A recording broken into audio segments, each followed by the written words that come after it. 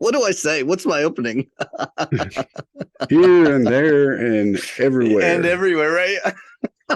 all across the land. You throw that in the song.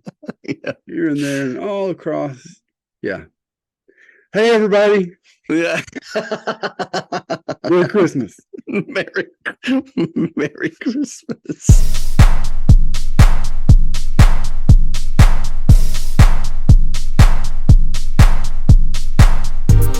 To anyone tuned in, this is the Men Church Stuff podcast. It's the show where brothers-in-law DJ Culp and Brad Coleman talk about what it's like being Christian men in today's society. Having spent our entire lives immersed in church culture, we want to share our experiences with other men who are willing to listen. We'll talk life stuff, church stuff, man stuff, and, well, stuff. Let's get to it.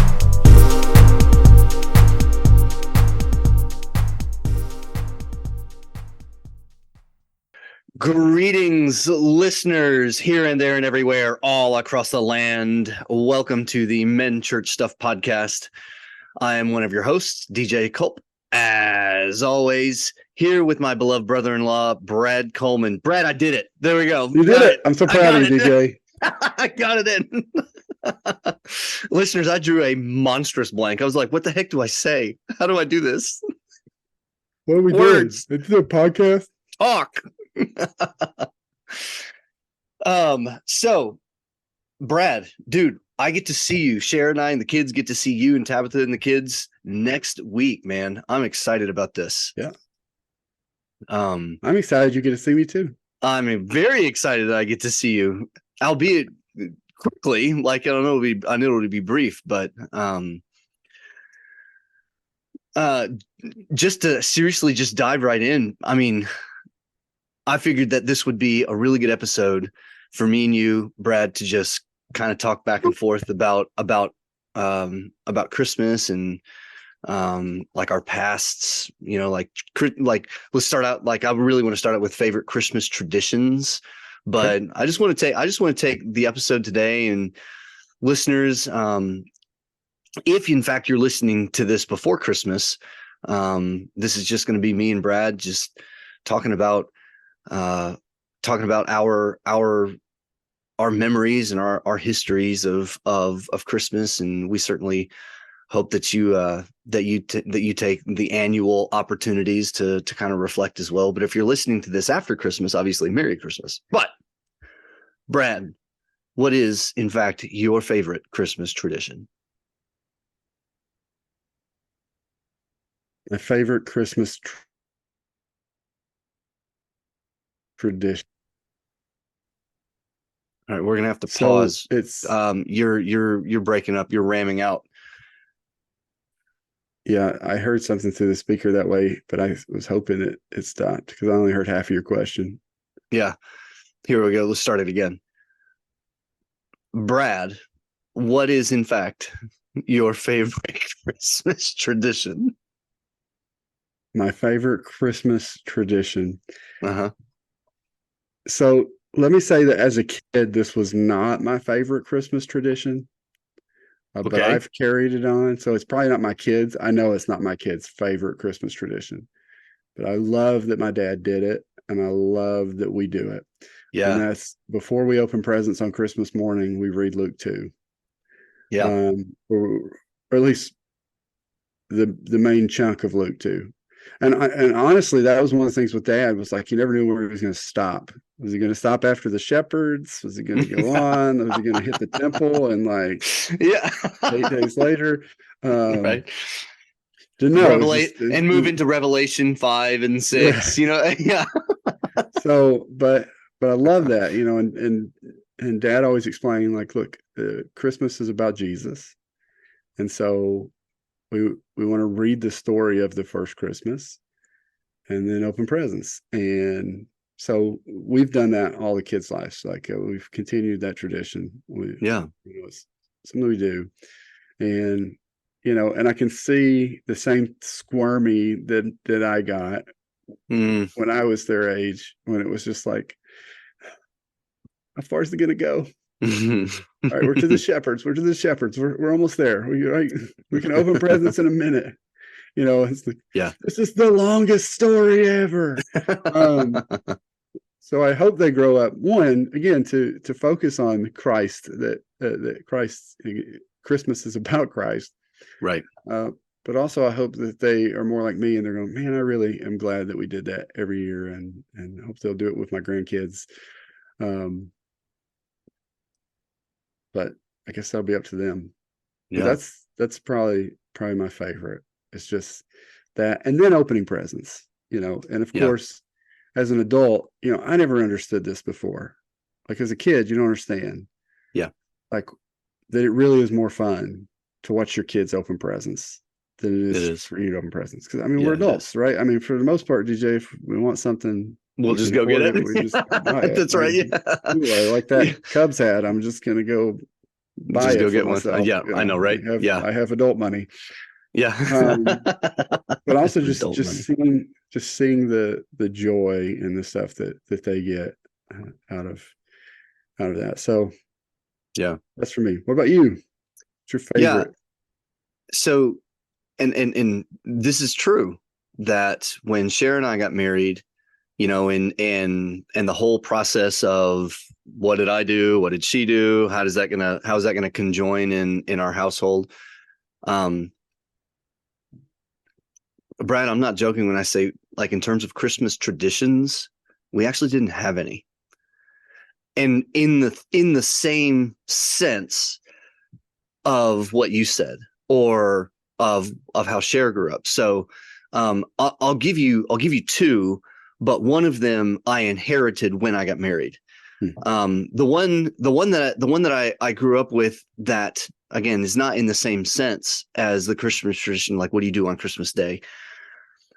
Brad, I'm talking about to my core, I love holiday road trips because that's how I grew up. Mm-hmm. So growing up near Chicago, my mom's parents, you'll remember Grandmama, my mom's parents mm-hmm. lived 9 hours from us in the central part of Kentucky. And then my dad's parents, when Tabitha and I were really little, they lived in Florida. So that was I think a 23-hour drive from us. Mm-hmm.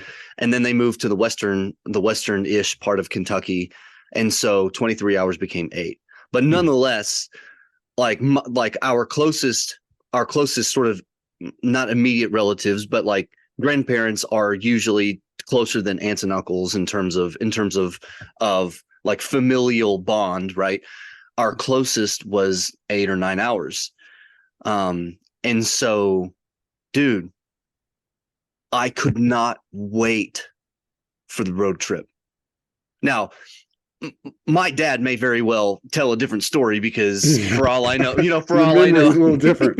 yeah, he probably remembers it different. Like, yeah, well, yeah, why aren't we there yet? I don't know. I don't remember those questions.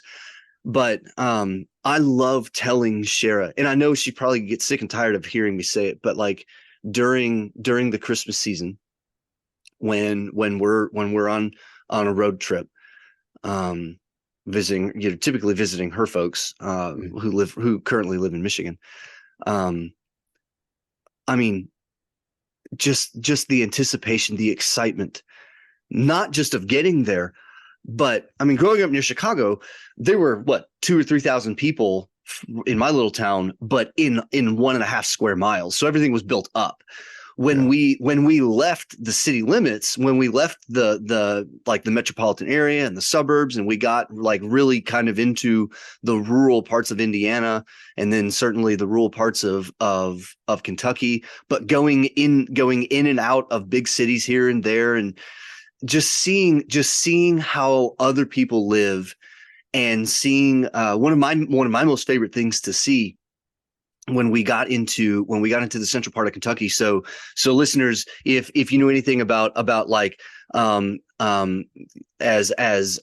our part of the country calls it, what is it, the heart, help me out. It's like the not the heart of the South, but I'm trying to think of the term that the western part of Kentucky uses, because the word heart is in it. But You've lost me. I'm Yeah, from the I'm other trying side to of the yeah, state. yeah, I'm trying to remember, right. I'm trying to remember what they call it. But anyways, once we hit Louisville, like I-65, I think, going south, once we passed through Louisville, like the contour of the land completely changed. One of my favorite things to see was where construction crews had dynamited through what I thought were huge mountains, right? I mean, living near Chicago, but the hills and the mountains, they dynamited through, and you could see just those sheer rock faces, and you drive through it, and I would look at those in awe. I couldn't wait to see the icicles hanging off. I mean, like to me, seriously, Brad, the thing I remember the most about not being able to wait for were seriously the road trips. But one of my favorite Christmas traditions now that I inherited, and I love that Cher's family does this, but I will say that the reason that they do this is because she grew up having the ability to do this, because everybody lived like 5 minutes from each other, 5 miles from each other. Is at her grandmother's house, and this year it'll be different. It'll be the first time, and it'll be it's okay. But anyways, at her grandmother's house, every year on Christmas Eve, every year, never fails, they have a get together. And I think it's so special, so cool, because everybody for decades, everybody's been doing this on Christmas Eve. And it's a really fun tradition. And matter of fact, it was one of the sweetest things that I've experienced is my first year of marriage. When we were over there, her grandmother's name is Anna Lou. So right before the meal, we all stood around table, the spread, we held hands, and Anna Lou looked at me and she said, "DJ, would you pray?" Oh man, like this, like it was what a way to show me, you're welcome into this family. It was bringing me in. It was really cool. So, dude, even though Dad is a pastor, we didn't do the Luke 2 thing. And I've thought about starting to institute that. I think Noah is definitely old enough to like it, to enjoy it, to kind of know what's going on. Addie's 3 and Zoe's will be 2 in January. So one of the things I've thought about is, if Cher and I decide to do that, I think we need to do it at least when the kids know what's going on. Now, I don't know how you guys facilitated that when they were little bitty, but we've just done it every year. Really? Okay. That's cool. Because we haven't, I think it would just be a weird transition, I think, for the little bitties. But man, that really is my the traveling thing has always been the thing that I look forward to the most at Christmas time. And I've already told Shara that I know when her parents retire, which is pretty close, when her parents retire, and I know they're going to move kind of somewhere around us. Brad, I'm gonna miss desperately. I'm serious, man. I'm gonna miss the travel. Just take the turn. You guys just come to us. That's fair. Yeah. Okay. We'll just host Christmas. So I get that. Okay. Yeah. So you mentioned grandmama, and I'm sitting here as we're on the Zoom call, and I'm kind of looking at myself, and it just always makes me smile because grandmama, like, always welcomed me. She always made me feel like a member of the family. Yeah. But every single time that she saw me, she would say, "Brad, you'd be a good looking man if you cut off that facial hair." Oh man, and she would rag on me too. What I would give for her to see me right now. Yeah. Like, because back then, a lot of times I just had to go tea. Or that's true. That's true. Or yeah. Beard, or hey, Norma, look at this big beard. Yeah. For UPS. And so it's like, just love to see her. Just love to see her right now. And just, dude, she was a tank, man. Like, I love that generation. Because if we can park here just for a second, it has nothing to do with really Christmas, but dude, that generation, they knew how to fight. And when I say fight, I'm not talking about like not just like World War II, because granted, Granddaddy served, but man, couldn't anything bring them down. Like Yeah. the whole idea of everybody being offended by the smallest little thing. Yeah. Man, screw that mentality. Like grandmama. It's like, Grandmama, I'm sorry, were you offended? Okay. yeah, whatever. Did you die? No, it's exactly right. Didn't kill You're you, probably, did it? yeah, it didn't kill you, dude. You're like, if I had $1 for every time I've been offended. I'm gonna, if I may, like I've oftentimes wondered, am I a Gen Xer or am I millennial? I really feel myself as a Gen Xer because, and this is going to sound like if it sounds arrogant, Brad, I'm sorry. But the other day, I had a student ask me, like, so I just finished up finals today. And last week I was like, I brought my students in for a particular, for a class that I teach, and handed out, study guide. And we just kind of took a little bit of time. If they have any questions, now's the time to do it. And the conversation just kind of trailed off, and we chased some rabbits. I didn't care because, I mean, really at that point in time, I'm on their time. Mm-hmm. And one of the questions that was asked me was, Dr. Colt, do you get offended? Because you really kind of seem like somebody that would be hard to offend. And I was like, no, I don't really get offended. And I explained to them, to me, if you get offended, it means that you're not mature enough to handle the controversy or whatever. And I think in all honesty, there are things that would offend me. But it would be really hard to do that. And seriously, man, like growing up with dad being the military guy that he was, coming through Nam, having grandmama and granddaddy and grandma and grandpa both living through World War II. Like, yeah, I've got pretty thick skin. But seriously, grandmama, granddaddy, grandma and grandpa, like, they could take it, man. Yeah, I often think about grandmama. Such a sweet lady.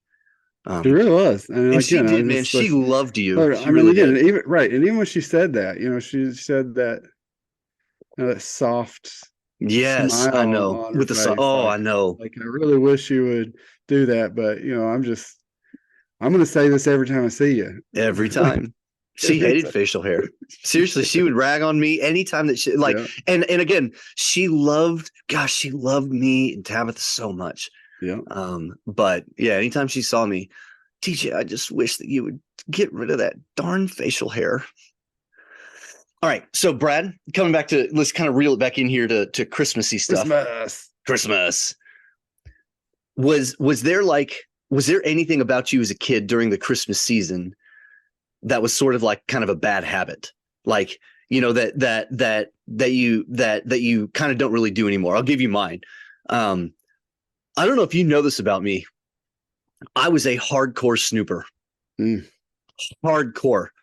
I knew where mom and dad kept Christmas presents. And if I couldn't find them, challenge accepted. Like, I am going to find where that was.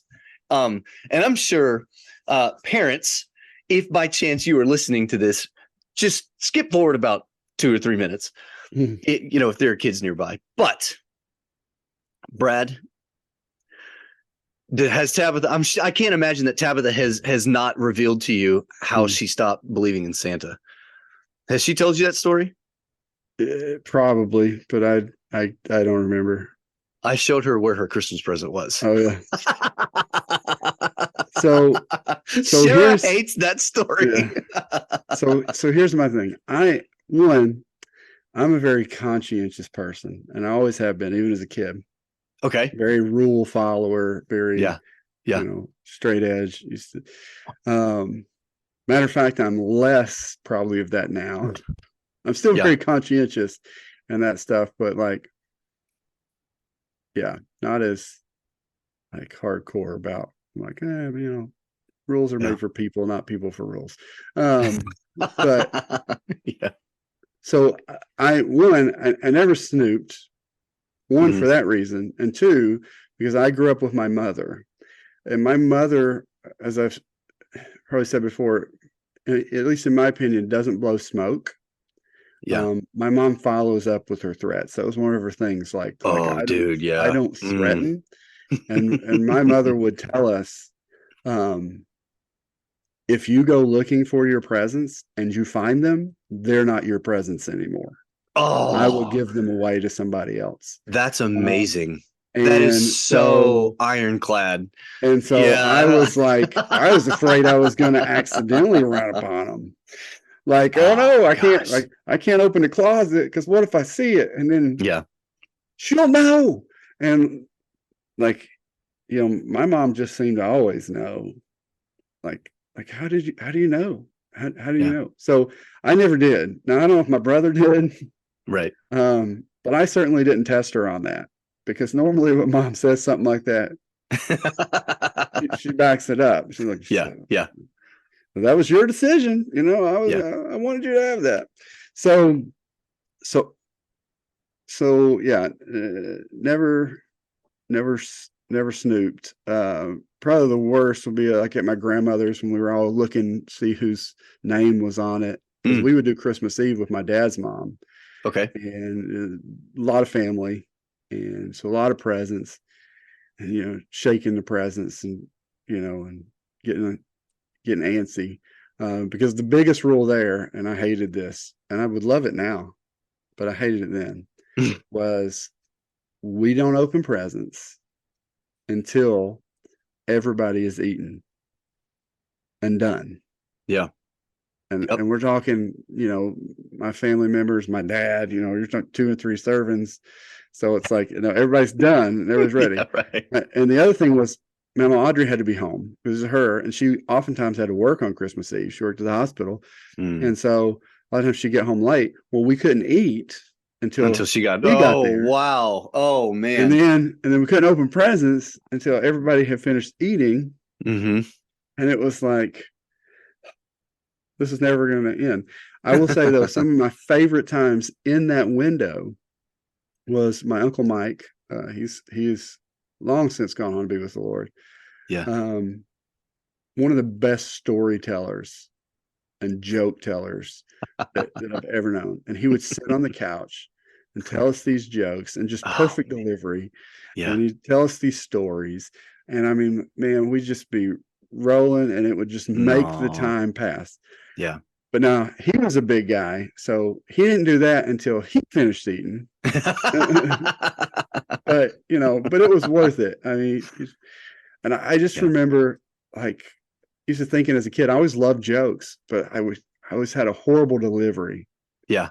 I feel like I've got a better delivery now. But like I was just like, how does he do it? I would tell the same joke that he told. Yeah. And it just, people would be It's not like, as funny. oh yeah. Yeah. But I'm like, no. If you heard my uncle tell it, because he knew where to pause. He knew how to, like, raise this anticipation, and it was fantastic. And that's some of the best memories, just sitting on the floor in front of the couch. Yeah. Antsy to open presents, and here's my Uncle Mike just telling these stories and telling these jokes and how it's rolling. And I think he ate it up too. I think he was eating it up. He probably didn't have that audience of very much. That's probably true. Yeah. You're all his kids, and we just thought it was hilarious. So the whole we can't do anything until after we eat. I mean, we did have that rule, at times, if I don't know, if we were gonna maybe eat, say, at grandma and granddaddy's, we'd eat dinner and then open presents or something. Nobody opened presents until everybody's done eating. But that was like really the only setting of that particular tradition. And I mean, you've eaten with my parents enough to know that once food's on your plate, if it's kind of like, buffet style, you just sit down and you start eating. Yeah. And mom is notorious for starting to eat dinner before other people are done eating their food. And that's the way I grew up. Like that's just run of the mill. I thought that was my reality. Yeah. However, and this Shara's mom's parents, this is our first year of marriage, and we were visiting them for Thanksgiving. And I didn't know about this tradition that that they had until we got there. Cher told me, okay, so here's what's going to happen. Well, everybody will get their food. We'll sit down, we'll eat. And when we're done eating, everybody will, that's when we put the Christmas tree up. And, and it was, tree up. Yeah. What she didn't tell me is that, and then after we put the Christmas tree up, then we have dessert. So we're sitting there, and I'm doing I'm a newbie thing. And, I'm done with my food, and I'm just kind of sitting there. And her grandmother, Jenny, looks at me and she said, DJ, there's some pie in there if you want. Okay. Cool. Set you up. She did set me up. So I get up and I go in, I get a piece of pecan pie, and I sit down, and I don't even notice that nobody else is eating dessert. Why not? Because again, what's my reality? My reality is when your food's gone, you just go get some dessert, sit down and eat. Yeah. So here I am, I'm eating my pecan pie, and like a couple of her family members are kind of hustling and bustling, getting the Christmas tree together. But Cher looks at me and she says, "What are you doing?" And I'm eating dessert. I'm enjoying this pie. And what are you doing? She said, "We don't eat dessert until after we're done eating, or after we're done decorating the Christmas tree." And I'm like, I can't back this up. There's no way I can take this action back. But here's this is like we changed that now. Yeah, I know, right? This is kind of the Southern hospitality thing that sometimes gets under my nerves. Nobody said a word to me except for Shara. But there was a part of me that, because I was brand new, there was a part of me that was thinking, right, is everyone judging me? Yeah, everybody is judging me right now. Listen, as someone who grew up in the South and who's familiar with Southern hospitality, I can tell you 100% they were all judging me. Except for Grandma, because she probably hated that rule. And she's like, we got the new guy. We're going to throw him under the bus. Then maybe we'll change this stupid rule so I can have my pie. Dude, I love it. That is so perfect. Because Jenny definitely had that personality of just, you like, who cares about the social institutions? Do what you want to do. If you want, there's dessert in there, just get up and get it. Oh, man, that's just wonderful. Like, DJ, you're supposed to bring me a piece of pie, too. I guess we didn't teach you that. Like, hey, right. I was really trying to get my pie. Right. Oh, that's brilliant, Brad. So last thing here, Brad. What is your favorite part of the Christmas story? Of the Christmas story. Of the Christmas story.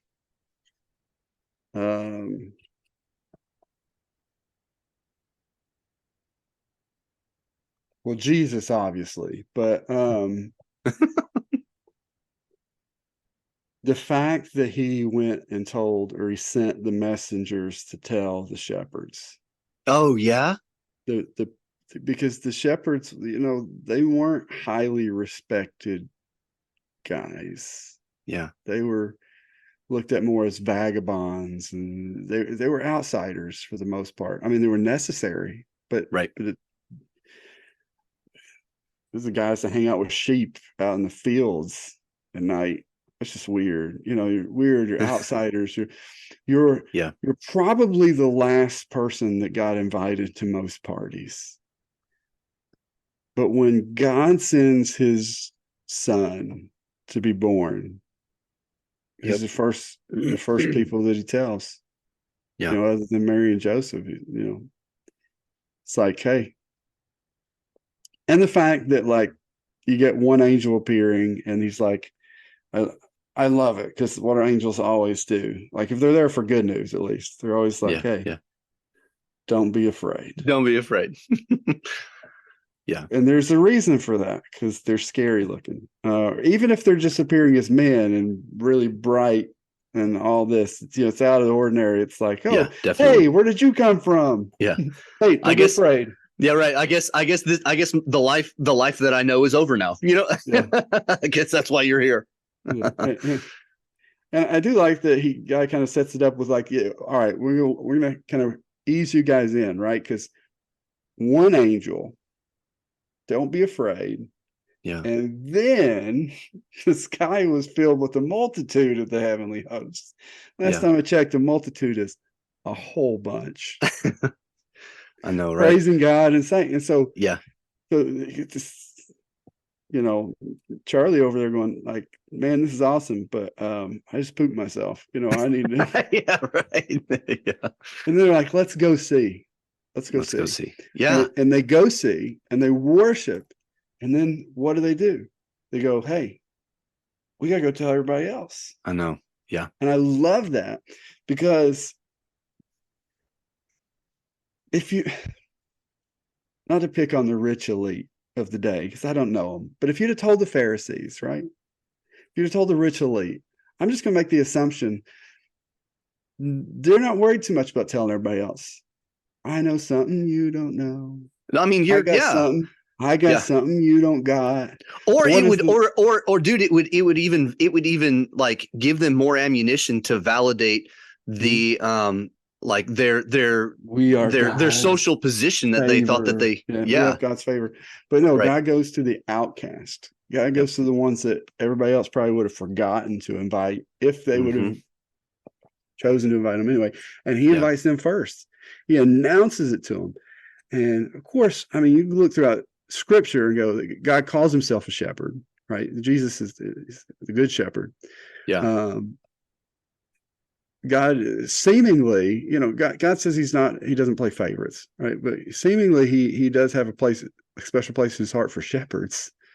Not saying that he's playing favorites. Again, I'm not trying to contradict God because I'll be wrong. Yeah. Right. But but it is. I think that's one of the things. It's right up there with like Jesus and the woman at the well, which is probably one of my favorite stories of Jesus and John, the woman of Samaria. Because the more I think about it, the more I go, like, you didn't, like he came there for her, not for water. Right. Yeah. Yeah. That's right. And it's just, and she's the one that's like, even she's going like, why are you talking to me? You're not supposed to be talking to me. You're a Jew. I'm a Samaritan and I'm a woman. Yeah. Like, and so he just breaks countercultural. And so he does that in the Christmas story. He tells shepherds, he invites shepherds to come look at his son, who, by the way, is not in the Ritz, Bethlehem, Right. Yeah. He's in a feeding trough. Yep. With animals. It probably smelled really not good. I mean, you knew it didn't. It smelled like a zoo. Yeah. I mean, absolutely. And they're amazed. Yeah. But then they go out and they tell, right? They go tell. So they do what we're supposed to do with the gospel, because the angel said, hey, I've come to bring you good news. Well, that's what the gospel is. That's what gospel is. Good news. Great joy for all people. Boom. And then they go see the good news that they've heard about. And then now they're going to go tell everybody else so that they can go see the good news. And that's what we're supposed to do with the gospel. That is the message, right? That we receive the gospel. We receive Christ. Hey, now let's tell you about it so you can get it. Yep. And I just think that's a beautiful part of the story for me. That's awesome, dude. So of course, Jesus, Yeah. I mean, Jesus, sure. What's your favorite part of the Christmas story? If it's not Jesus, why? So I actually I've got one that's more emotional and one that's more like kind of intellectual.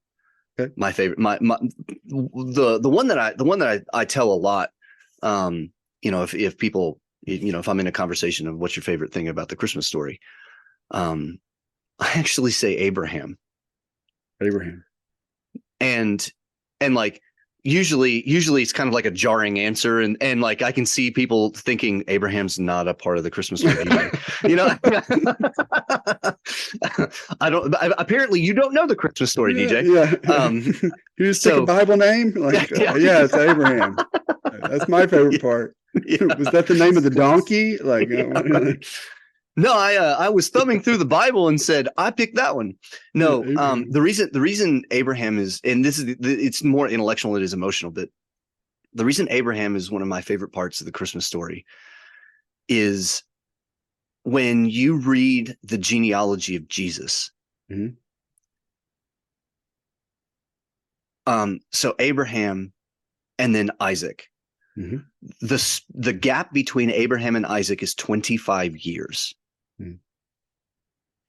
If in fact Abraham and Sarah had not, obviously, let's just say that if they had not waited, or if that had not happened 25 years later, that entire genealogy Mhm. would be different. If they like if Sarah had gotten pregnant a year before she actually did, you know what I mean? Mhm. And to some people, listeners, I totally get this. If you're thinking, but that didn't happen, so why on earth would you focus on that?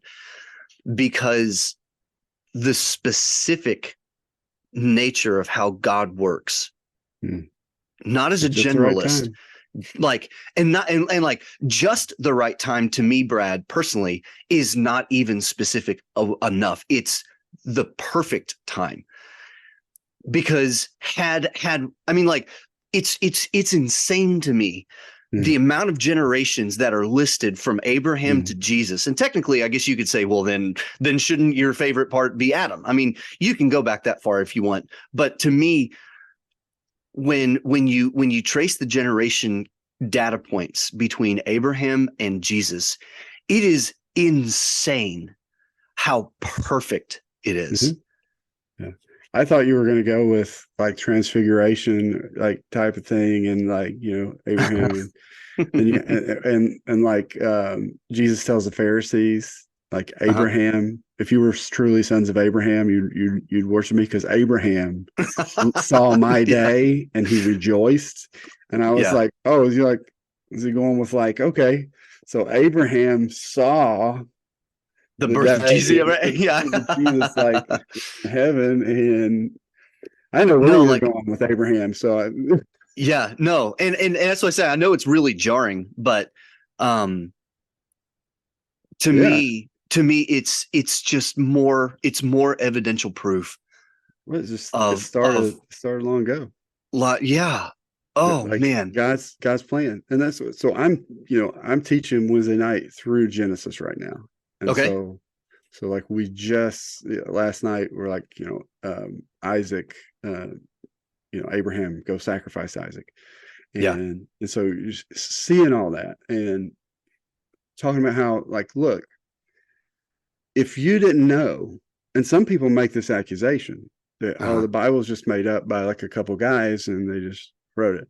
Mm-hmm. And which little they know, when you make that accusation, you're actually throwing light on the truth of the scripture. Like, because it looks like somebody just came and wrote, because they did, because God wrote it Because through. God wrote this. Yeah. No, No, you're but it exactly right. wasn't. Yeah. But it was written, and again, when you look at the history of the documents, when you look at the history of the Old Testament and the New Testament, I mean, historically, those documents are older and Mm-hmm. and younger, and so like they obviously weren't all around at the same time. Yeah. Yeah. Somebody in the 12th century didn't just write Right. this cool narrative and put it all together. But no, there's 66 books that come together, and dozens and dozens of different people who wrote the things down, inspired by the Holy Spirit, to bring the story to us. And so yeah, Yeah. long before, like God knows, because I was talking about like when Abraham's going up to sacrifice Isaac, and Isaac goes, I see fire, we got the wood, God will but provide. where is the lamb? Yeah. And I mean, like that, just where is that? That's circled in my Bible. Where's the Well, lamb? dude, He's and coming. not to kind of get off track here, but I've even noticed when Abraham and Isaac, when they leave Abraham's servants, and when they leave his servants, he tells them, "We will return." We'll be back. Yeah, Yep. he's not speculating at all. Anyways, Right. all that He knows God's going to do he something. I knows don't think God's he going to do knows what something. That's God's going to exactly do, right. but it's That's like, right. but you Yes, promised. you You promised. promised. I With know. this the boy. He ain't Yeah, had no kids yet. He ain't had right. no seed. So Yeah, like, Yeah, it's just, yeah, and so to me, again, just like the fact that why Abraham? Because there's a 25-year gap between Abraham and Isaac. If that gap had been closed or had been closer, or if that gap had been further, the entire genealogy of Christ would be completely jacked up.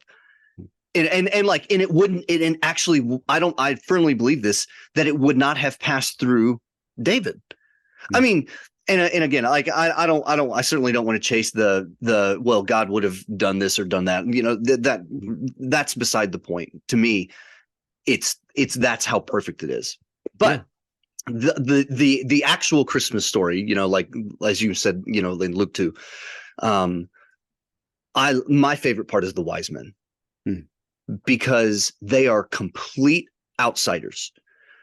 I don't necessarily know what part of the social class they are. I don't really care. And the reason I don't care is because they are purely academics. They're astronomers, and even they know something. And you know, like they were looking, they saw how the study of the stars paired with the prophecies. Something massive is happening here. We know that this is the moment, and we are going to oh my gosh! Nobody has to proselytize to them. Like it's quite a journey, you know, and because like it's basically because people think they showed up like the same day, like, oh, here's the shepherds and here comes the wise men. What is it, like 2 years journey, wasn't it? Yeah, like 2 years later. Basically, so they would have been in a house. They would have been, you know, they're coming to the house, not to the manger, because they didn't stay there. No, that's right. Yeah, it was a temporary place. Yeah, he didn't grow up in a manger. Yeah, right. He was born and placed in a manger, in a stable. You know, he didn't grow up in the stable. Right? Like, were you raised in a barn? Well, yeah. No. Yeah. No. Yeah. No, I was not raised in a barn. I was born in one, but not raised in one. Yeah, just born in one. Yeah, just born in one. Yeah, and so but they come, which. So this is great and foolish and silly, but I'm gonna tell it anyway. So there was this guy from the north, we'll call him a Yankee, and he came down to the south and the Southerners, and he's seeing all of the nativity scenes, and he kept seeing this strange thing. The only difference in the nativity scenes were the wise men were wearing firefighter helmets. They're wearing firefighter helmets. And like, you know, he kept seeing this and he was like, all right, I got to ask somebody. So he goes to this little mom and pop store and they have one out front. And he says, ma'am, I just got to ask you, why do the wise men have firefighter helmets on? You know, why do they have this? And she went, you know what? Do you all not read your Bible? Like, I'm telling you, you're a Yankee. I know it because it's obvious that you don't read your Bible because it says right there in the Bible they come from afar. I came from afar. That's right. The wise men came from afar, and so that's why we put the fire helmets on there. There you go, listeners that are not part of the Heartland. You know, that's the word I was trying to think of earlier. The Heartland. If you're not part of the Heartland, if you're not part of the South.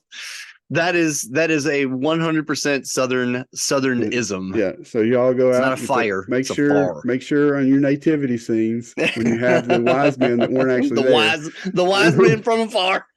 Make sure you put your fireman helmets on, their firefighter helmets. Oh, that's funny. They come from afar. Freaking gold and Frankenstein and myrrh. Oh, I know. That's yeah. I love that little cartoon. Listeners. We do love that you love our show. Merry Christmas. Yep. I mean, Brad and I mean that from the bottom of our hearts. We really do. Whether you're a new listener, whether you've been listening from the get-go, obviously thank you for listening to our show. But guys, Merry Christmas. The good news of Jesus is true. The good news of Jesus is real. And it's for everyone. He says it right there in Luke 2. Everybody. That's right. This year, we Brad and I certainly pray that your Christmas is one for the books. Yeah. But one of my favorite prayers for Christmas time is is not just that, everybody has a grand old time, because I do wish that, but I hope that Christmas has nothing to do at all with presents. Even though I know everyone, or most everybody, to be quite honest, will get them. Dude, I don't want to park here by any means, because I'm, wrapping the show up. But in 1928, Irving Berlin wrote the song White Christmas. And 1938. And Bing Crosby recorded it. It is still to this day the most popular single in the history of American popular music. Irving Berlin was a Jewish immigrant, and he noticed in 1938, he looked at the American canvas, the American cultural span, and he really realized that Christmas back then wasn't a Christian holiday. It was a consumeristic holiday. It was an economical holiday. My main prayer at Christmas time is that, me and Brad, listener, you guys as well, that the Holy Spirit really does instill the love of Christ in your heart and in your mind, that you get to share that you get to experience that with him, but also with the people around you. Presents are fun, presents are nice, and I'm not going to underplay that by any means, but the gift of Jesus is just as good with or without gifts, Merry Christmas, guys. Brad, looking forward to seeing you, man. Yep. Merry Christmas. Merry Christmas, listeners. Feliz Navidad.